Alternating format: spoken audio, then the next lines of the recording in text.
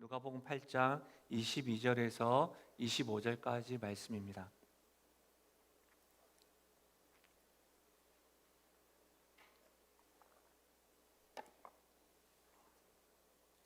누가복음 8장 22절에서 25절까지의 말씀인데요. 한 절씩 교독하시고 마지막 절은 함께 읽겠습니다. 하루는 제자들과 함께 배에 오르사 그들에게 이르시되 호수 저편으로 건너가자 하시매 이에 떠나 행선할 때에 예수께서 잠이 드셨더니 마침 광풍이 호수로 내리침에 배에 물이 가득하게 되어 위태한지라. 제자들이 나와 깨어 이르되 주여 주여 우리가 죽겠나이다 한데 예수께서 잠을 깨사 바람과 물결을 꾸짖으시니 이에 그쳐 잔잔하여지더라. 제자들에게 이르시되 너희 믿음이 어디 있느냐 하시니 그들이 두려워하고 놀랍게 여겨 서로 말하되 그가 누구이기에 바람과 물을 명하여 순종하는가 하더라. 아멘. 저는 오늘 본문의 말씀을 가지고 위태로움과 믿음이라는 제목으로 말씀을 나누겠습니다. 여러분, 그래도 너는 아름다운 청년이다 라고 하는 책이 있는데 그 책에 한 산악인의 이야기가 기록되어져 있습니다. 그 이야기를 여러분과 나누려고 하는데요. 한번 들어보십시오. 그는 최고봉에 도전하기 위해 오랜 세월 준비한 뒤 모험을 시작했다. 그는 모든 영광을 독차지하고 싶었기에 홀로 길을 떠났다. 그는 산을 오르기 시작했다. 하루해가 지고 밤이 되었다. 달이 뜨고 별들이 빛났다. 그러나 갑자기 먹구름이 몰려오더니 순식간에 칠흑 같은 암흑이 되었다. 아무것도 보이지 않았다. 그는 정상을 코앞에 두고 상등성이에서 미끄러졌다. 엄청난 속도로 떨어졌다. 순간 허리를 묶고 있던 밧줄이 떨어지던 그를 잡아당겼다. 그는 공중에 매달린 채 절박하게 소리를 질렀다. 그때 하늘에서 소리가 들려왔다. 무엇을 해주기 원하느냐? 저를 구원해 주십시오. 내가 널 구원할 수 있다고 믿느냐? 물론이죠, 주님. 그래, 그렇다면 밧줄을 끊어라. 순간 정적이 흘렀다. 그리고 그는 허리에 있는 밧줄을 더 세게 조였다. 다음날 산악구조팀이 그를 발견했다. 그는 두 손으로 밧줄을 꼭 붙든 채 얼어 죽어 있었다. 불과 땅에서 1m 위 공중에 매달린 채. 저는 이 책의 내용, 이 산악인의 이야기 다시 한 번 더 들어보십시오. 내가 널 구원할 수 있다고 믿느냐? 물론이죠, 주님. 그리고 그래, 그렇다면 밧줄을 끊어라. 도와주십시오. 구원해 주십시오. 믿느냐? 물론입니다. 그렇다면 밧줄을 끊어라. 이 이야기를 듣고 순간 정적이 흐르고 그는 허리에 있는 밧줄을 끊는 것이 아니라 더 세게 쪼였다. 이 문구가 계속해서 반복적으로 다가왔어요. 그리고 그 다음날 산악구조팀이 그를 발견했는데 결국 불과 땅에서 1m 위 공중에 매달린 채 얼어 죽어 있었다는 거예요. 여러분, 형편이 어려울 때요, 우리의 믿음은 어떻게 작동할까요? 마음을 놓을 수가 없고 위험한 상황이, 또 위태로운 상황을 지금 반복적으로 우리는 또 경험하고 있습니다. 이때에 우리의 믿음은 어떤 의미가 있는 것일까요? 코로나로 인해서 교회와 성도들이 말하는 믿음에 대해서 고민하는 사람들이 많습니다. 제가 말씀드렸던 것처럼 교회라고 지칭되어져 있습니다. 우리는 이단 교회입니다라고 말할 수 있고 비상식적인 목사와 비상식적인 성도들이 그런 행동일 것입니다라고 말할 수 있습니다. 그러나 교회라고 세상은 봅니다. 그렇죠? 여러분, 아마도 이후에 교회는 계속해서 빛과 소금의 역할을 감당하기보다는 땅에 짓밟힐 겁니다. 세상은 교회를 향해서 소망을 품고 희망을 품기보다는 교회 다니냐? 라고 할 때에 혐오의 단체가 된 것이 오래전입니다. 성도된 교회로서 마음이 너무너무 아픕니다. 그럼에도 불구하고 질문하게 되는 것이죠. 우리의 믿음은 과연 뭔가?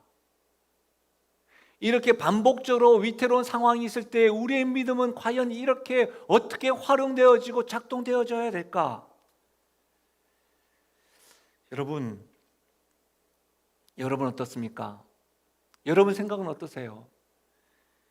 이렇게 위험한 현실에 믿음이 뭘까요?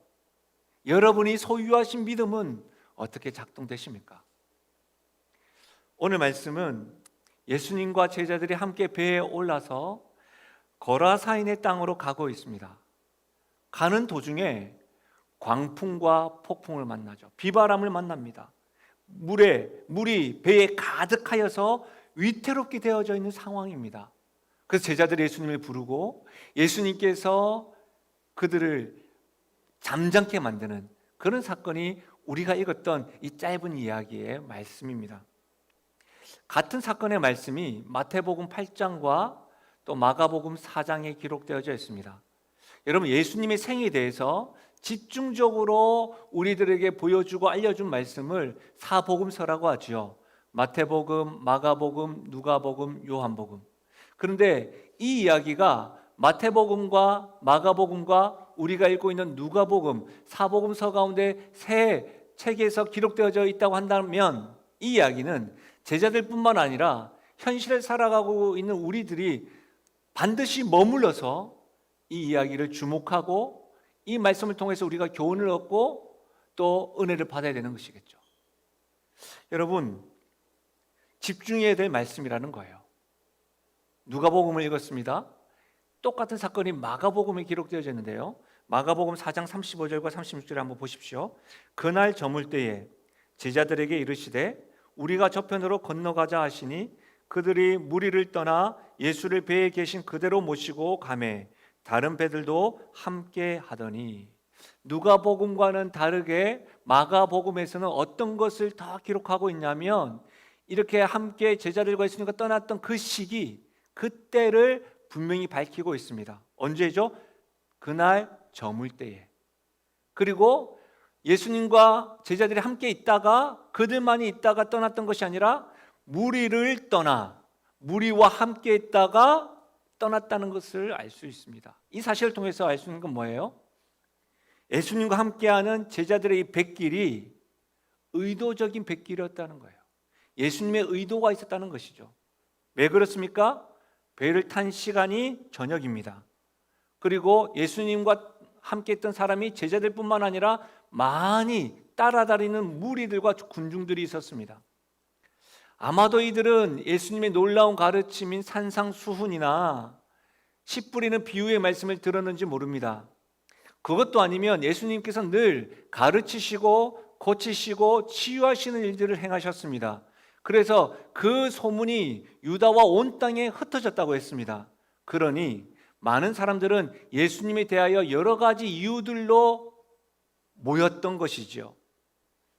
오늘 사건 이전에 이 누가복음 8장 앞 문맥을 보시면 하인을 고치기 위한 백부장의 믿음에 대하여 예수님이 감격하시고 칭찬하시는 사건이 기록되어져 있습니다. 어떻게 칭찬했죠? 이스라엘 중에 이만한 믿음을 내가 보지 못했다라고 칭찬하고 있습니다. 그리고 그 칭찬한 말씀을 가장 가까이에서 제자들이 들었습니다. 제자들은 늘 예수님의 측근이었습니다. 무리들보다는 하나님의 말씀을 자주 반복해서 들었던 사람들이 제자들입니다. 심지어 병을 고치고 귀신 들린 자들을 치유하는 사건을 가장 측근에서 목도하였던 사람들도 무리가 아닌 제자들입니다. 예수님은 그런 제자들을 무리와 함께 있을 때에 떠나서 거라사인 지방으로 배를 타고 가고 있는 겁니다. 분명한 의도가 있는 것이죠. 그러면서 광풍과 비바람을 제자들은 만났습니다. 이 말씀은 여러분 그냥 일주일에 한 번 교회에 오는 사람, 종교생활하는 사람과는 달리 1부와 2부와 3부와 오후 예배를 드리고 봉사를 하고 교회의 직분을 가지고 있는 우리들, 다른 사람들보다 하나님과의 관계 속에서 영적인 체험을 했던 우리들, 예수님의 말씀을 좀 더 많이 들었던 우리들, 제자와 같은 모습임을 알 수가 있습니다. 그렇다면 제자들에게 분명한 의도를 가지고 무리를 떠나 의도된 백기를 제안하신 그 예수님께서 오늘 우리가 반복적으로 위태로움을 경험하고 있는 이 상황 가운데 우리에게 말씀하시는 것은 무엇일까요? 저는 예수님의 의도를 통해서 위태로움과 믿음의 이 상관관계를 살펴보고 그 상관관계를 알려고 하는데 그 첫 번째가 이거예요. 의도된 백기를 통해 우리가 알 수 있는 건 뭐냐면 예수님과 함께하는 백길이라도 위태로울 수 있다는 겁니다. 사실 이 말씀을 접하면 의아합니다. 왜 그렇죠? 예수님이 함께 배에 타고 있는데 어떻게 광풍을 경험하느냐 이거죠.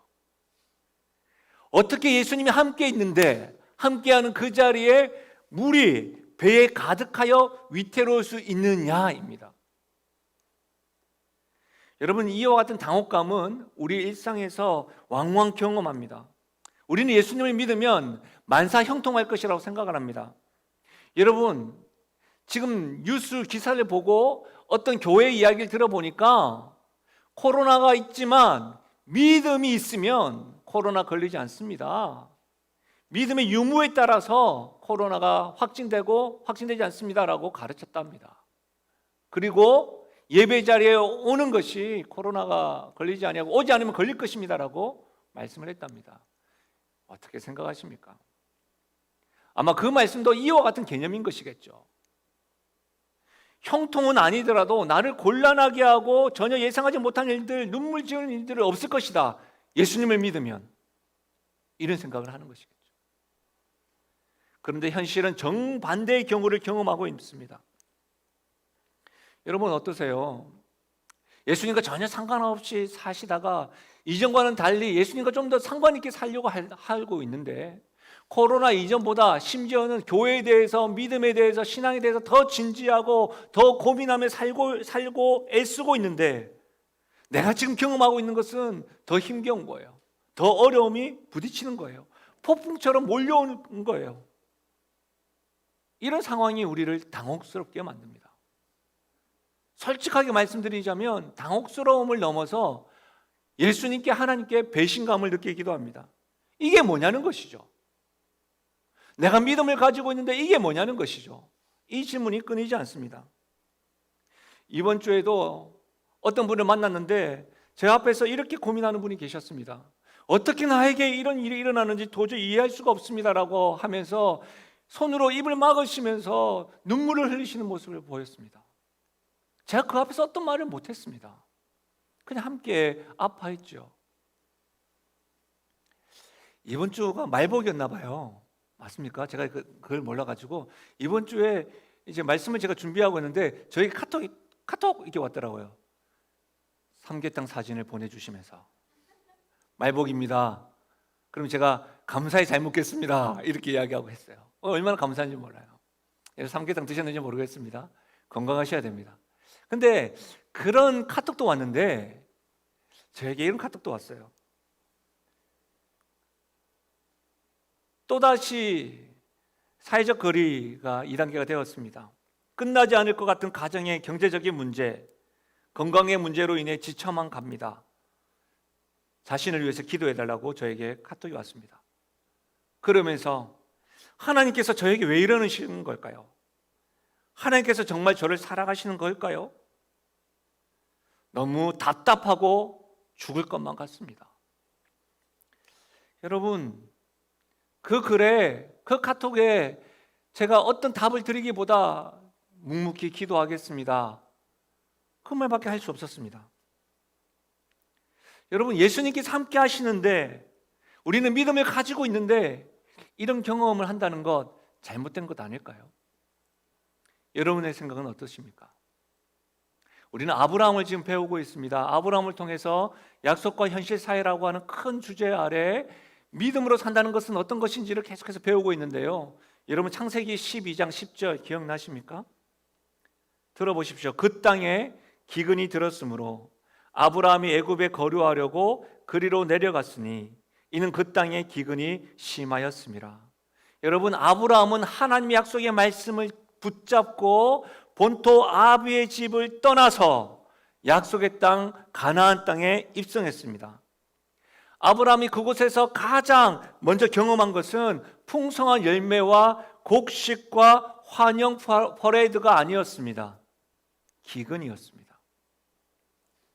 우리는 이 말씀을 통해서 하나님 약속에 순종하였음에도 불구하고 약속의 땅에도 기근은 올 수 있다, 이것을 배웠던 것을 기억하시지요? 그렇다면 예수님과 함께하는 신앙의 삶에서도 기근이 올 수 있습니다. 그분과 함께 건너가는 백길이라도 위태로울 수 있다는 사실입니다.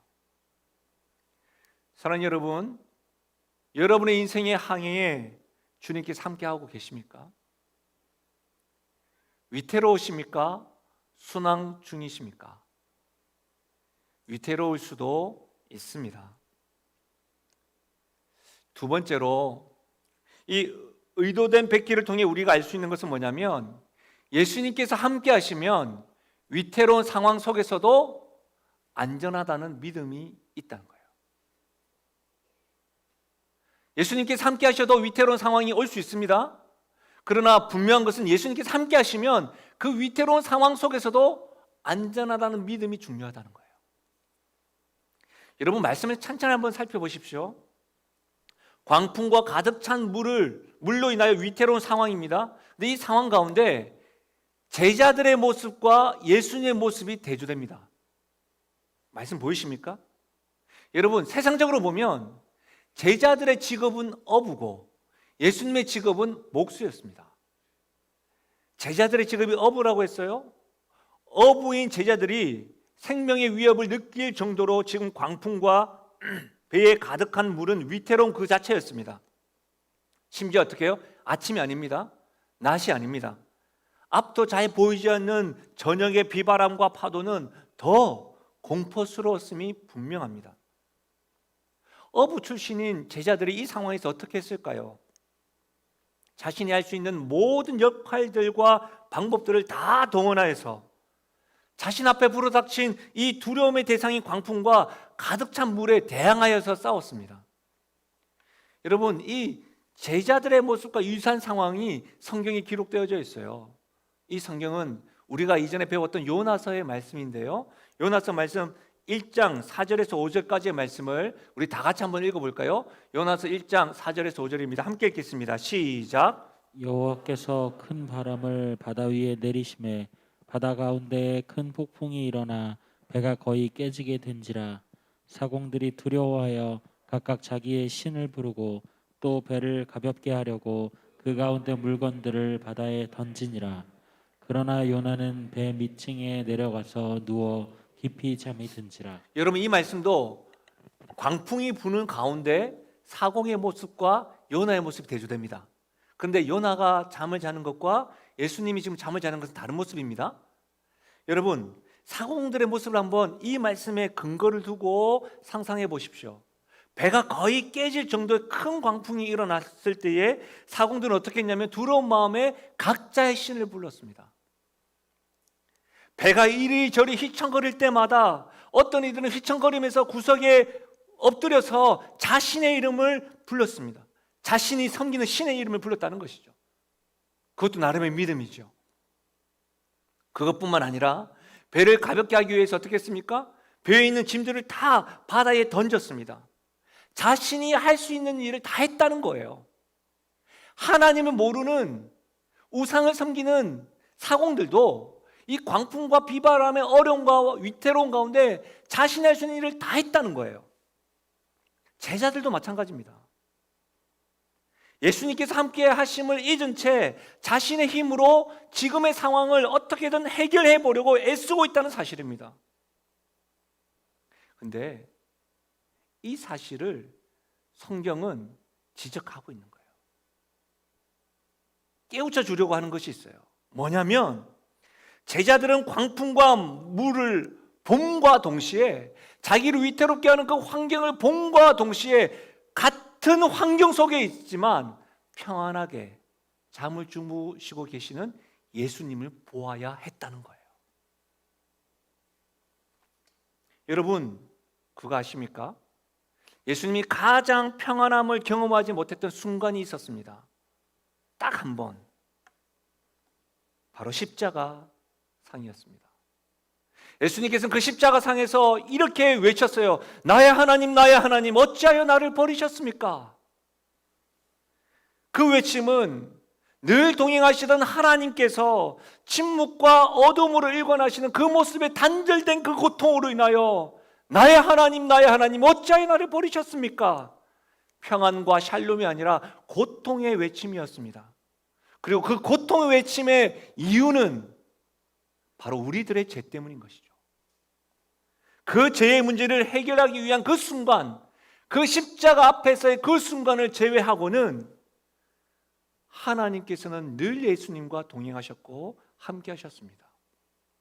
마찬가지로 제자들 역시도 폭풍 중에서도 함께 하시는 예수님, 폭풍 중에서도 함께 하시는 그 예수님이 평안함을 누리시는 그분이 자신들과 함께 하심을 보아야 했습니다. 폭풍을 봄과 동시에 나와 함께 하신 하나님께서 샬롬을 경험하고 있는 것도 보아야 한다는 것이죠. 그것을 보면서 이렇게 외쳐야 했습니다. 이렇게 믿어야 됐습니다. 주님께서 저렇게 평안하시면 우리가 안전할 수 있겠구나. 이 안전한 믿음이 작동되어야 했습니다. 왜 그렇습니까? 예수님은 위태로울 때뿐만 아니라 우리를 한 번도 떠나신 적이 없다는 사실입니다. 마태복음 1장 23절입니다. 보라, 처녀가 잉태하여 아들을 낳을 것이요 그의 이름은 임마누엘이라 하리라 하셨으니 이는 번역한즉 하나님이 우리와 함께 계셨다 함이라.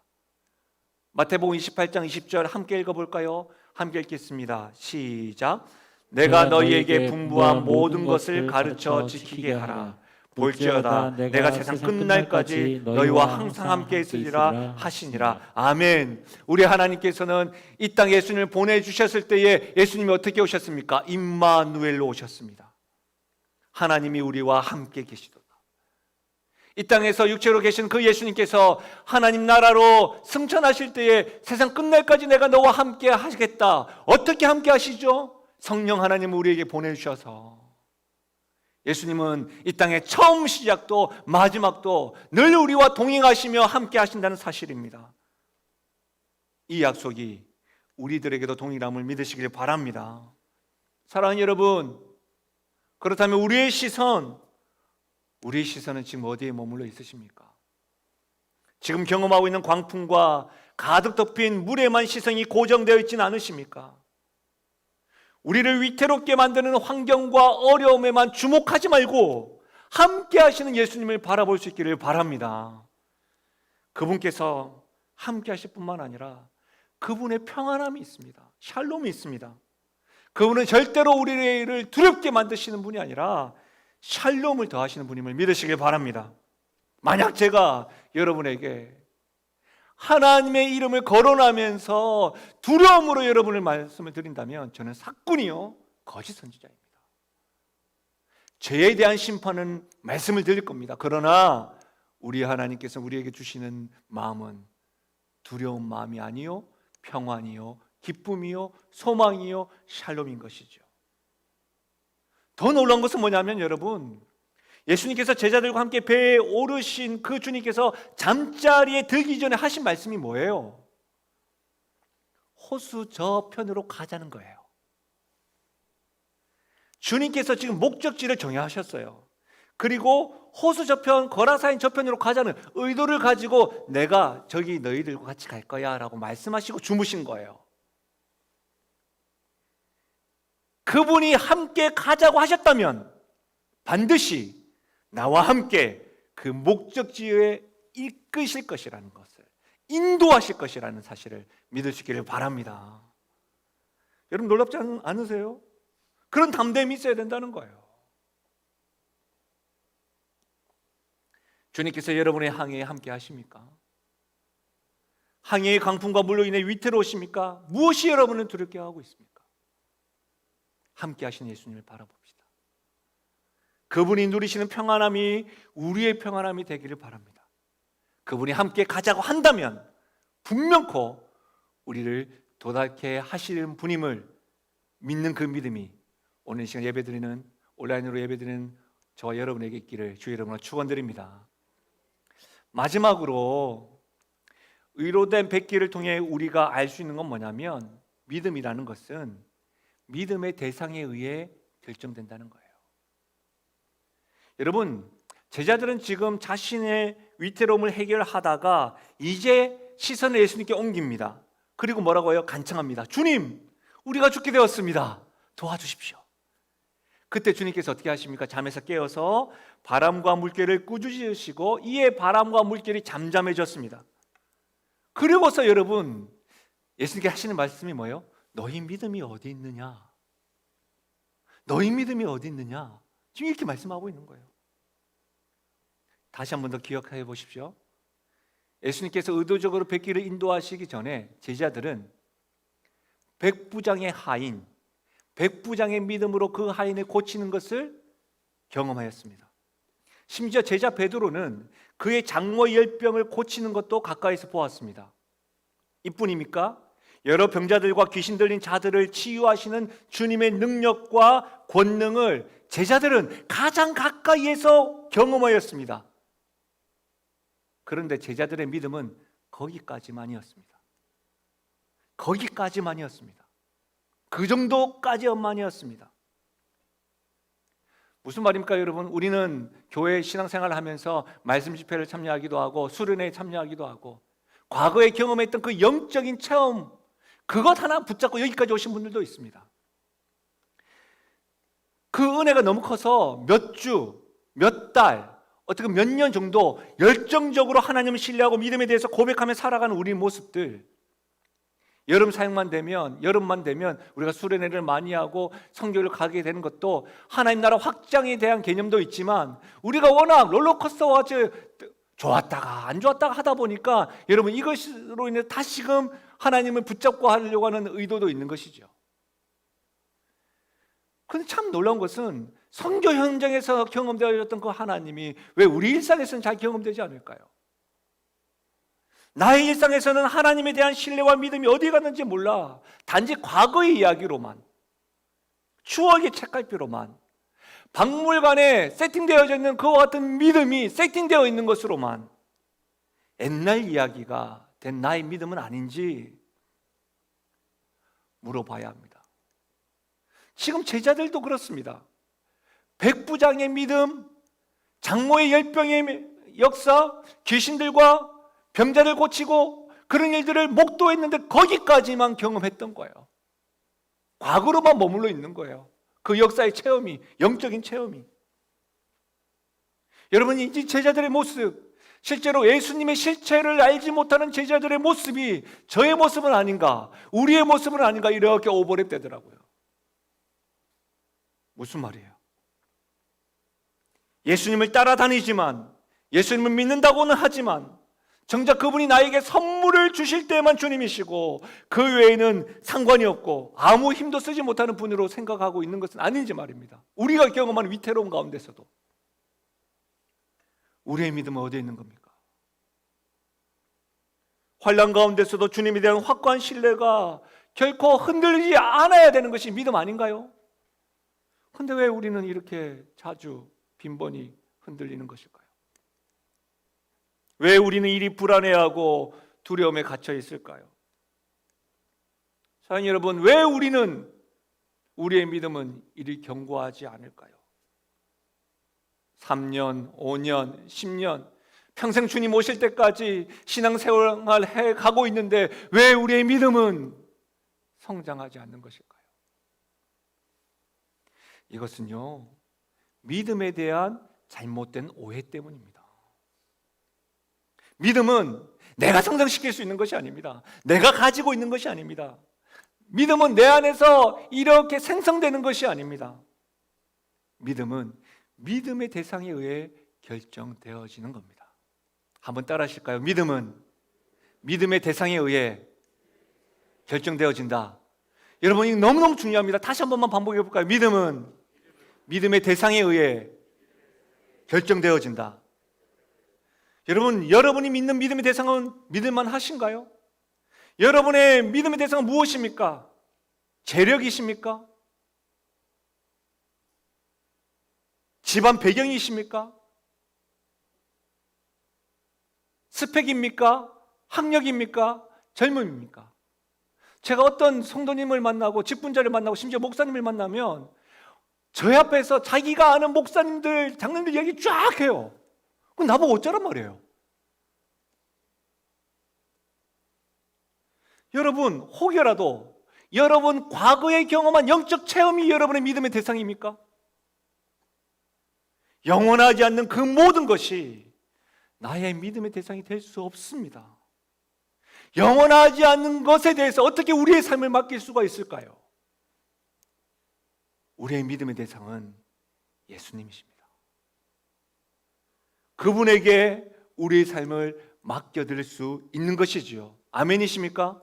오늘 말씀을 보십시오. 그분은 바람과 물결을 꾸짖으시니 잔잔해졌습니다. 24절에요. 여러분, 이 말씀과 유사한 말씀이 시편 106편 9절이에요. 보세요. 이에 홍수를 꾸짖으시니 곧 마르니 그들을 인도하여 바다 건너가기를 마치 광야를 지나갔게 하사. 우리가 잘 알다시피 모세가 하나님의 지팡이를 들었을 때 홍수가 갈라졌는데 시편 기자는 출애굽 사건을 이렇게 기록하고 있는 거예요. 하나님께서 홍해를 꾸짖으시니 곧 말랐다. 오늘 말씀도 그렇지요. 예수님이 지금 바람과 물결을 꾸짖으시니 이에 잔잔하여 졌더라. 뭐예요? 주님의 위력이에요. 주님의 권능이에요. 자연 세력을 지배하는 주님의 권위예요. 그 명령 앞에 바람과 물결이 곧 조용해졌다고 말하고 있는 거예요.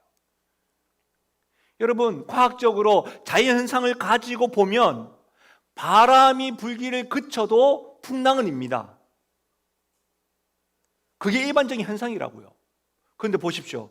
말씀에 보면 바람과 바다가 동시에 잔잔해졌습니다. 이것은 뭐예요? 그냥 자연현상이 아니라 전능자의 명령에 순종하고 있는 자연의 모습입니다. 놀랍지 않습니까?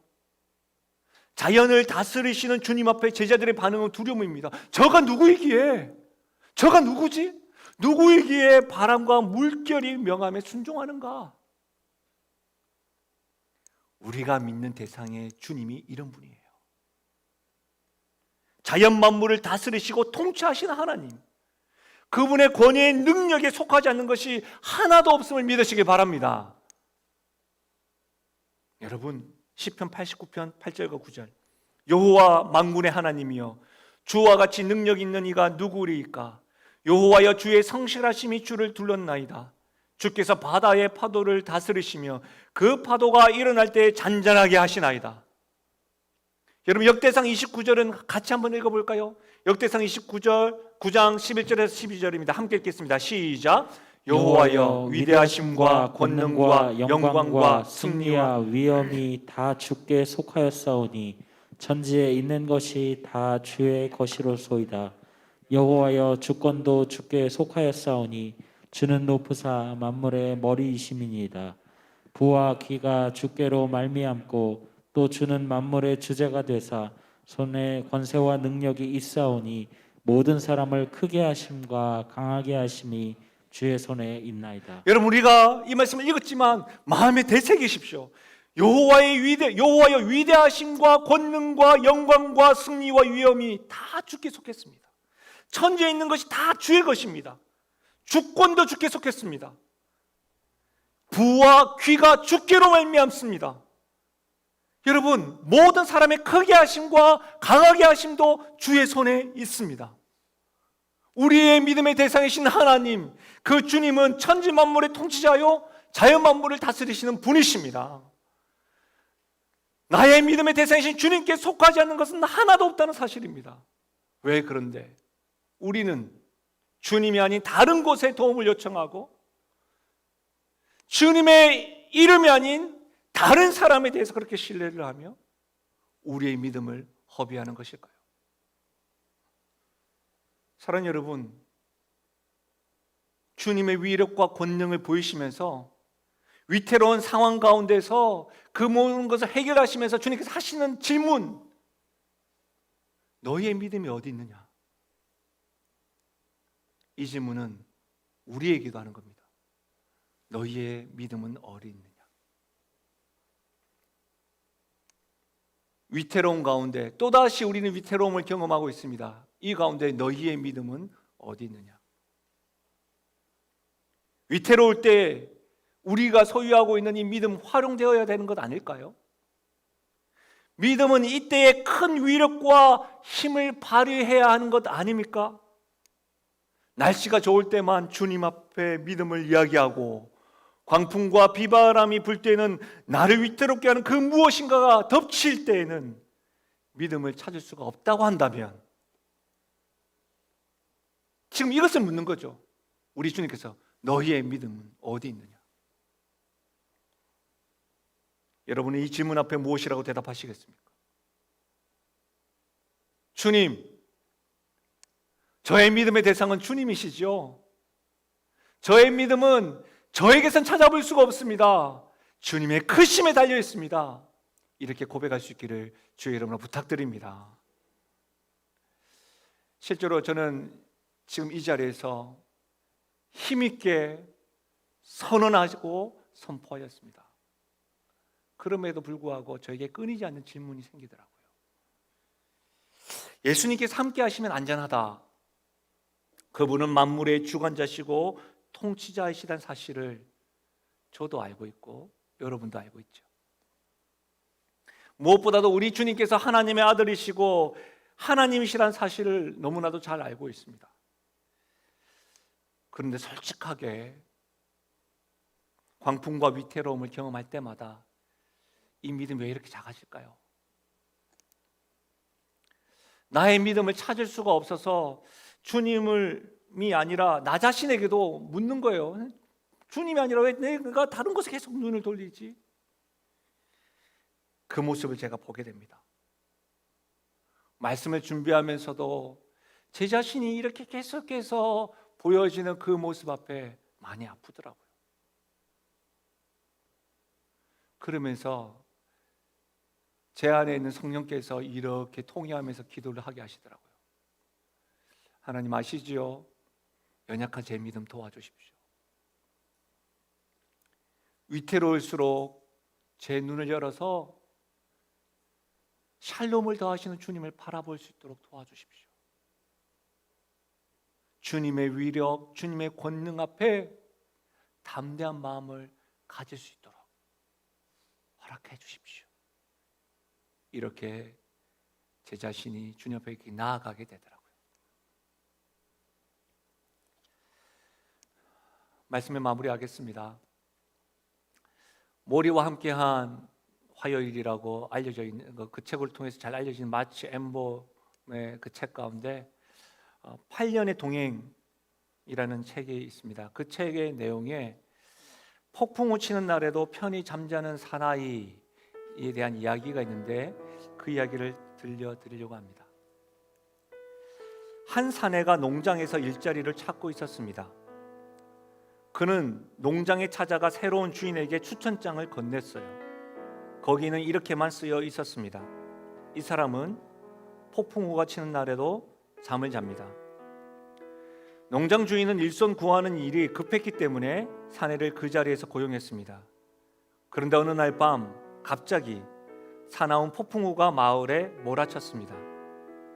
거센 비바람 소리에 깜짝 놀란 농장 주인은 침대에서 일어나 밖으로 뛰어나갔습니다. 그는 사내를 불렀지만 사내는 깊이 잠들어 있어서 주인은 급히 외양간으로 달려갔습니다. 놀랍게도 가축들은 넉넉한 여물 옆에서 안전하게 자고 있었습니다. 그는 밀밭으로 뛰어나갔습니다. 밀 집단들은 단단히 묶인 채 방수천에 덮여 있었습니다. 이번에는 곡물 창고로 달려갔습니다.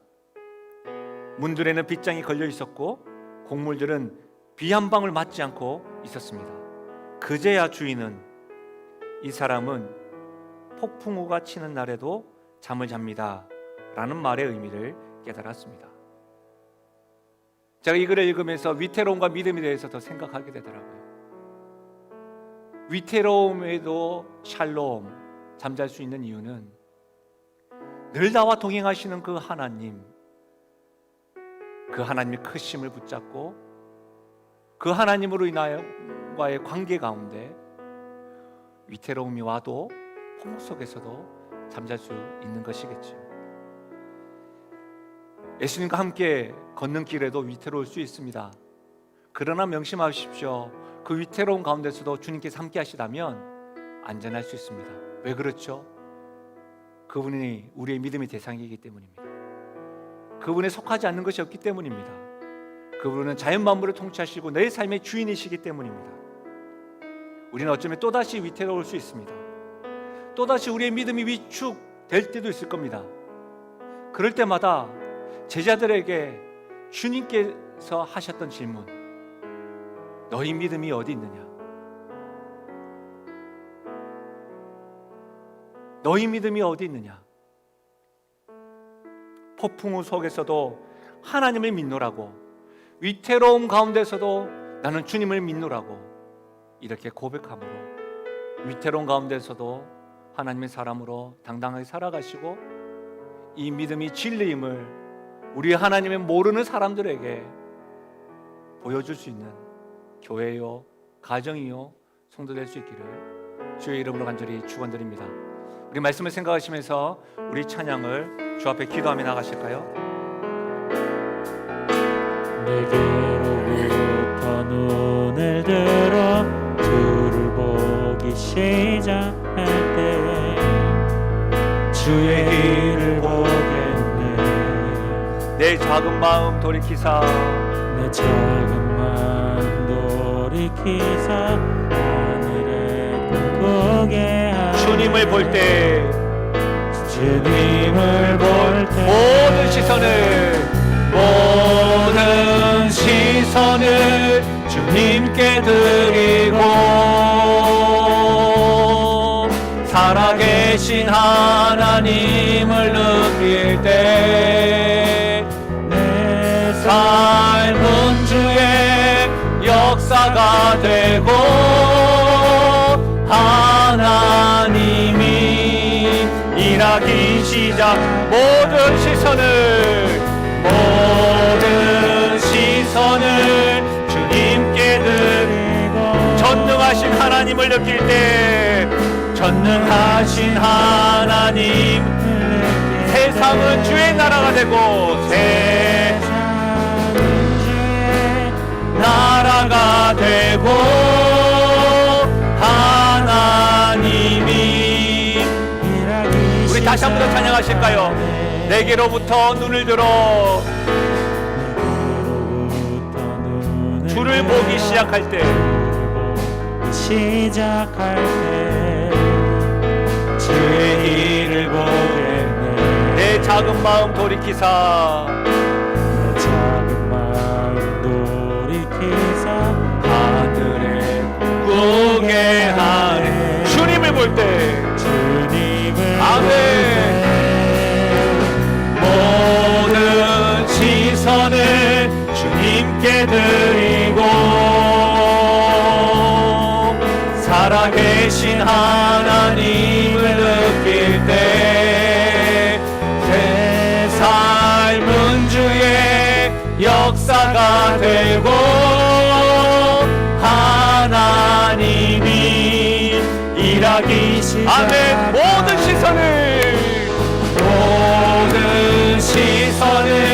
주님께 드리고 전능하신 하나님을 느낄 때 전능하신 하나님을 느낄 때 세상은 주의 나라가 되고 하나님이 일하기 시작하네. 이 찬양 작사하시고 작곡하시고 싱어송라이터 되시는 김명선 씨는 여자분이십니다. 갑자기 남편이 돌아간 위태로운 상황 가운데 이 곡이, 이 찬양이, 이 고백이 주님께 된 것이죠. 아이도 있고 갑자기 사랑하고 울타리가 되어줬던 그 남편이 갑작스럽게 죽음을 맞이한 후에 시선이 주님께 돌려질 때에 이런 일이 있었느라고. 물론 그럴 때마다 또 어려움이 있었다고 합니다.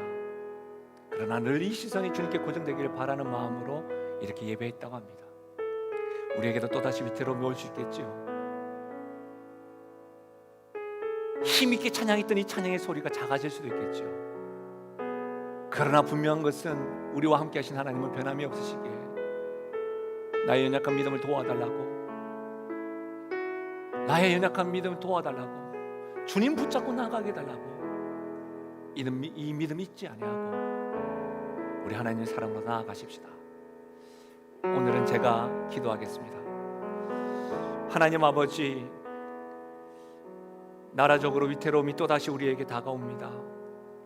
가정적으로, 개인적으로 큰 폭풍과 바람이 자주 일어납니다. 주님을 믿는 이 믿음이 제대로 작동될 수 있도록 도와주시되, 때로는 아버지 하나님, 우리의 믿음이 너무 연약하고 주님보다는 광풍과 비바람에 몰입하여서 힘겨워만 하는 우리의 모습을 보게 됩니다.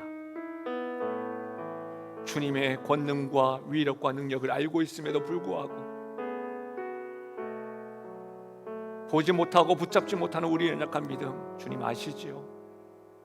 그 주님을 믿고 담대히 나아갈 수 있는 용기가 있을 수 있도록 하나님 우리와 함께하여 주십시오. 우리와 동행하시고 함께하시면서 샬롬을 더하시는 그 주님을 바라볼 수 있는 영적인 시선, 영적인 눈이 열릴 수 있도록 하나님 은혜를 더하여 주십시오. 계속되는 위태로움 가운데 사랑하는 우리 성도들, 주님이 더하시는 평안, 무엇보다 주님께서 던지시는 질문 앞에 너희 믿음 어디 있느냐? 주님과 함께 있습니다.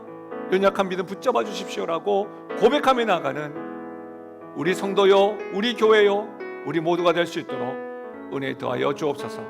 그렇게 역사하실 주님을 찬양하고 예수님의 이름으로 기도하옵나이다. 아멘. 우리 함께 선포하며 나가실까요? 나는 하나님으로부터 부름받은 하나님의 자녀입니다. 우리는 세상으로 보냄받은 그리스도의 제자입니다. 우리가 어떠한 존재인지 꼭 아시고 또 한 주간 더 건강히 또 행하셨으면 좋겠습니다. 하나님의 축복을 받겠습니다.